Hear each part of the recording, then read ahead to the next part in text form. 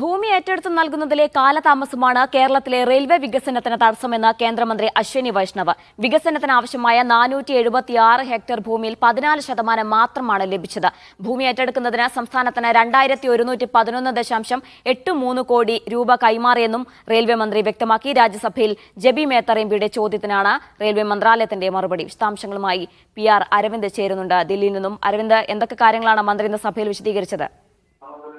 ജീന, കേരളത്തിലെ റെയിൽവേ വികസനത്തിന്റെ കാരണമാണ് ഇപ്പോൾ റെയിൽവേ മന്ത്രി അശ്വിനി വൈഷ്ണവ് ഇപ്പോൾ പാർലമെന്റിൽ വ്യക്തമാക്കിയിരിക്കുന്നത്. പ്രധാനമായും അദ്ദേഹം ചൂണ്ടിക്കാണിക്കുന്നത് ഭൂമി ഏറ്റെടുത്ത് നൽകുന്നതിലെ കാലതാമസമാണ് കേരളത്തിലെ റെയിൽവേ വികസനത്തിന് തടസ്സമെന്ന റെയിൽവേ മന്ത്രി ചൂണ്ടിക്കാണിക്കുന്നു. വികസനത്തിന് വേണ്ടത് 476 ഹെക്ടർ ഭൂമിയാണ്. പക്ഷേ ഇതുവരെ 14% ഭൂമി മാത്രമാണ് കേരള സർക്കാർ ഏറ്റെടുത്ത് നൽകിയിട്ടുള്ളത്. ഇനിയും 86% ഭൂമി ഏറ്റെടുത്ത് നൽകേണ്ട ഒരു സാഹചര്യമുണ്ട്. ഇതാണ് കേരളത്തിൽ റെയിൽവേ വികസനത്തിന് തടസ്സമെന്നും ഇപ്പോൾ റെയിൽവേ മന്ത്രി ചൂണ്ടിക്കാണിക്കുന്നു. ഭൂമി ഏറ്റെടുക്കുന്നതിന് സംസ്ഥാനത്തിന് ഇതുവരെ 2111 കോടി കൈമാറിയിട്ടുണ്ട്. ഇതുകൂടെ തന്നെ അങ്കമാലി ശബരി പാതയ്ക്ക് ഇനിയും 391 ഹെക്ടർ ഭൂമിയാണ് ആവശ്യമെന്നും റെയിൽവേ മന്ത്രി ചൂണ്ടിക്കാണിക്കുന്നു. ഇതുകൂടാതെ വിവിധ പദ്ധതികൾക്ക് എത്രമാത്രം ഭൂമിയാണ് ആവശ്യമുള്ള കാര്യത്തിലും കൃത്യമായ ഒരു വിശദീകരണം റെയിൽവേ മന്ത്രാലയം നൽകുന്നുണ്ട്. എറണാകുളം കുമ്പളം ഇരട്ടപ്പാതയ്ക്ക് 2.61 ഹെക്ടർ, അതുപോലെ തന്നെ കുമ്പളം തുറവൂർ ഇരട്ടപ്പാതയ്ക്ക് 4.6 ഹെക്ടർ തുടങ്ങി ഈ വികസന പദ്ധതികൾക്ക് വേണ്ട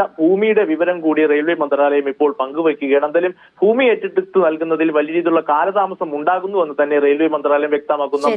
അരവിന്ദാണ് വിശദാംശങ്ങൾ നൽകിയത് ദില്ലിയിൽ നിന്നും.